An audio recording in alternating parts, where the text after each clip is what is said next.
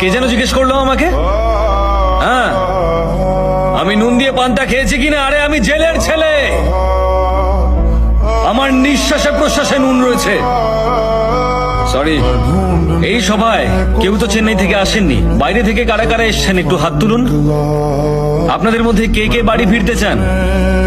কি সমস্যা আপনাদের? স্যার, আমি এখানে একটা ভালো চাকরি করব বলে এসেছিলাম, ঠিক যে কারণে আপনি বিদেশে গেছিলেন। কাজ তো কেউ দিলই না, উপরন্তু মজুরিও ঠিকঠাক করে পাই না। স্যার, কি সমস্যার সমাধান করবেন? আরে একটা না, হাজারটা সমস্যা রয়েছে। আমি চিনগলার থেকে আসছি, সমস্যা মজুরি। এখানে মিথেন গ্যাসেরও সমস্যা আছে। এখানে চোরাবালির কারবার চলে বহুদিন ধরে। কাবেরী নদী তো দূষিত হয়েছে, কৃষ্ণা নদীও দূষিত হচ্ছে, আর তাতে আমাদের স্বাস্থ্যের ক্ষতি হচ্ছে।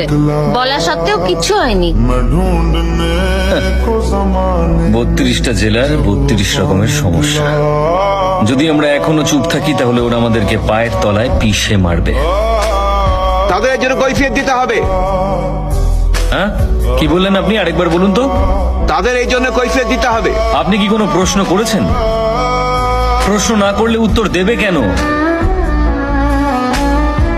প্রত্যেককে পেন আর পেপার দাও আর সবাইকে সবার সমস্যা লিখতে বলো। Okay sir. আপনারা প্রশ্নগুলো লিখে দিন। সিএম কে আমি প্রশ্ন করব। আপনাদের সমস্যার সমাধান করতে হলে আপনাদেরকে সমস্যাগুলো আমাকে লিখে জানাতে হবে।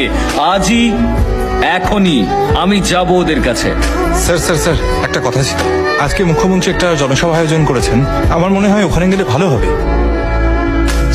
আমি আপনাদের হয়ে সমস্ত সমস্যার জন্য ওদের কাছে যাব।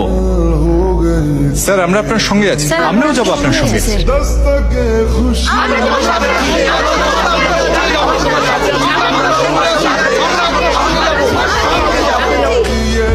আমি একা গেলে কাজটা তাড়াতাড়ি হবে, কিন্তু আপনারা সকলে গেলে যে কোনো রকমের ঝামেলা হলেও হতে পারে।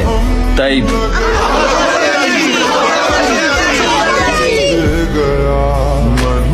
চলুন।